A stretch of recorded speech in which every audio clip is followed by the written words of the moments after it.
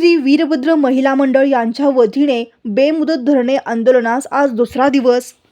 वरील विषयास अनुसरून विनंतीपूर्वक अर्ज केले होते की महादेवीनगर शांतीनगर शेजारी सोलापूर या ठिकाणी 10 फूटचे महानगरपालिकेचे रस्ते आहेत।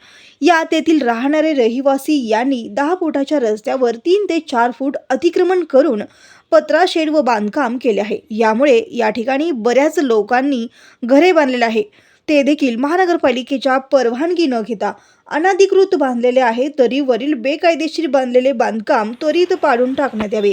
मी या अगोदर मागील 1 वर्षापासून वरील नमूद बेकायदेशीर बांधलेल्या अतिक्रमण व बांधकाम पाडण्यासाठी वारंवार प्रत्यक्ष भेटून अर्ज दिला आहे, परंतु अद्याप काहीही कारवाई झाली नाही। म्हणून आज श्री वीरभद्र महिला यांच्या वतीने बेमुदत धरणे आंदोलनास दुसरा दिवस आहे। नगरसेवक किंवा महानगरपालिकेचा अधिकारी कधी येऊन इथल्या लोकांची काय समस्या आहे, काय अडचण आहे हे कधी न विचारता फक्त मतदानच्या वेळेलाच मतदारसंघात महानगरपालिकेच्या वतीने निवडणूक लढणारे जे नगरसेवक इतर काही